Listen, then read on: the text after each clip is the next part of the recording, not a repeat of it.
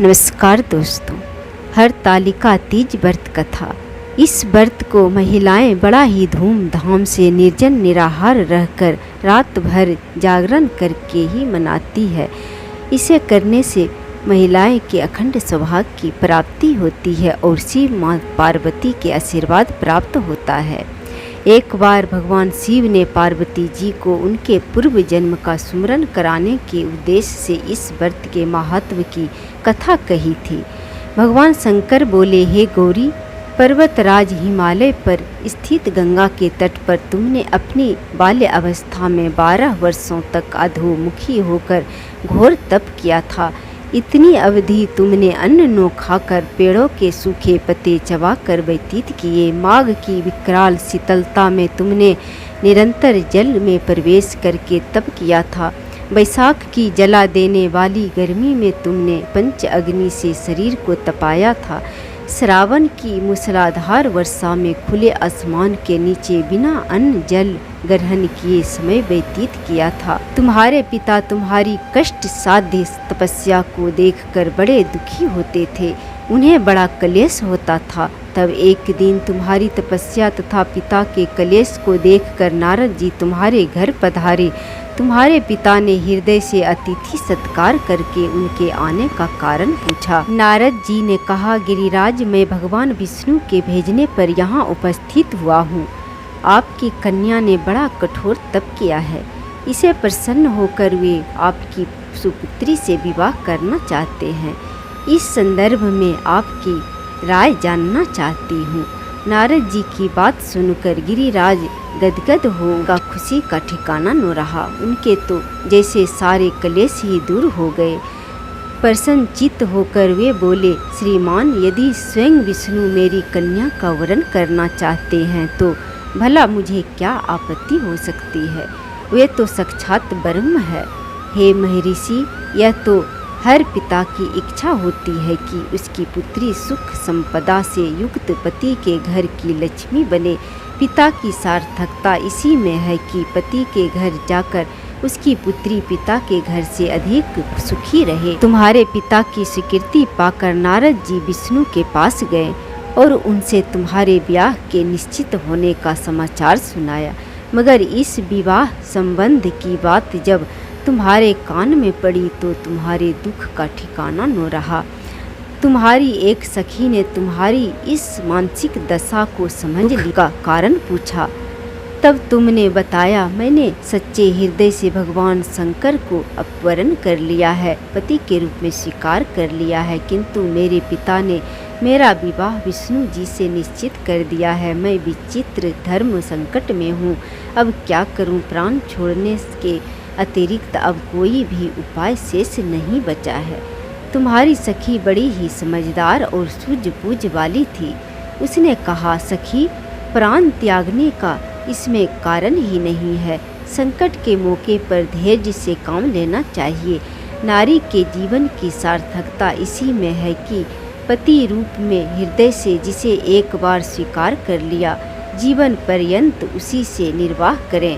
सच्ची आस्था और एक निष्ठ के समक्ष तो ईश्वर को भी समर्पण करना पड़ता है। मैं तुम्हें घनघोर जंगल में ले चलती हूँ, जो साधना स्थली भी हो और जहाँ तुम्हारे पिता तुम्हें खोज भी न पाए। वहाँ तुम साधना में लीन हो जाना। मुझे विश्वास है कि ईश्वर अवश्य ही तुम्हारी सहायता करेंगे। तुमने ऐसा ही किया। तुम्हारे पिता तुम्हें घर पर न पाकर बड़े दुखी तथा चिंतित हुए। वे सोचने लगे कि तुम जाने कहाँ चली गई। मैं विष्णु जी से उसका विवाह करने का प्रण कर चुका हूँ। यदि भगवान विष्णु बारात लेकर आ गए और कन्या घर पर न हुई तो बड़ा अपमान होगा। मैं तो कहीं मुँह दिखाने के योग भी नहीं रहूँगा। यही सब सोचकर गिरिराज ने जोर जोर शोर से तुम्हारी खोज शुरू करवा दी। इधर तुम्हारी खोज होती रही और उधर तुम अपनी सखी के साथ नदी के तट पर एक गुफा में मेरी आराधना में लीन थी। भाद्रपद शुक्ल तृतीया को हस्त नक्षत्र था। उस दिन तुमने रेत के शिवलिंग का निर्माण करके व्रत किया। रात भर मेरी स्तुति के गीत गाकर जागी। तुम्हारी इस कष्ट साध्य तपस्या के प्रभाव से मेरा आसन डोलने लगा। मेरी समाधि टूट गई। मैं तुरंत तुम्हारे समक्ष जा पहुंचा और तुम्हारी तपस्या से प्रसन्न होकर तुमसे वर मांगने के लिए कहा।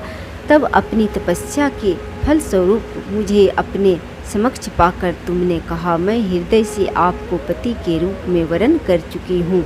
यदि आप सचमुच मेरी तपस्या से प्रसन्न होकर आप यहाँ पधारे हैं तो मुझे अपनी अर्धांगिनी के रूप में स्वीकार कर लीजिए।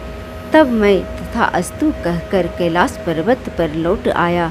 प्रातः होते ही तुमने पूजा की समस्त सामग्री को नदी में प्रवाहित करके अपनी सहेली सहित व्रत का पारण किया।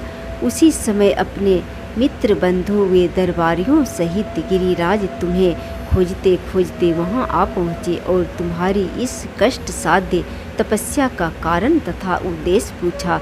उस समय तुम्हारी दशा को देखकर गिरिराज अत्यधिक दुखी हुए और पीड़ा के कारण उनकी आंखों में आंसू उमड़ आए। तुमने उनके आंसू पोंछते हुए विनम्र स्वर में कहा, पिताजी, मैंने अपने जीवन का अधिकांश समय कठोर तपस्या में बिताया है। मेरी इस तपस्या का उद्देश्य केवल यही था कि मैं महादेव को पति के रूप में पाना चाहती थी। आज मैं अपनी तपस्या की कसौटी पर खड़ी उतर चुकी हूँ। आप क्योंकि विष्णु जी से मेरा विवाह करने का निर्णय ले चुके थे, इसलिए मैं अपने आराध्य की खोज में घर छोड़कर चली आई। अब मैं आपके साथ इसी शर्त पर घर जाऊंगी कि आप मेरा विवाह विष्णु से नहीं महादेव जी से करेंगे। गिरिराज मान गए और तुम्हें घर ले गए। कुछ समय के पश्चात शास्त्रोक्त विधान पूर्वक उन्होंने हम दोनों को विवाह सूत्र में बांध दिया। हे पार्वती, भाद्रपद की शुक्ल पक्ष तृतीया को तुमने मेरी आराधना करके जो व्रत किया था, उसी के फलस्वरूप मेरा तुमसे विवाह हो सका है।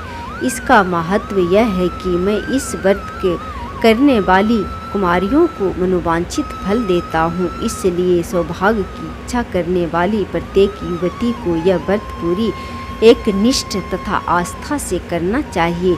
इस व्रत के करने से अखंड सौभाग्य की प्राप्ति होती है।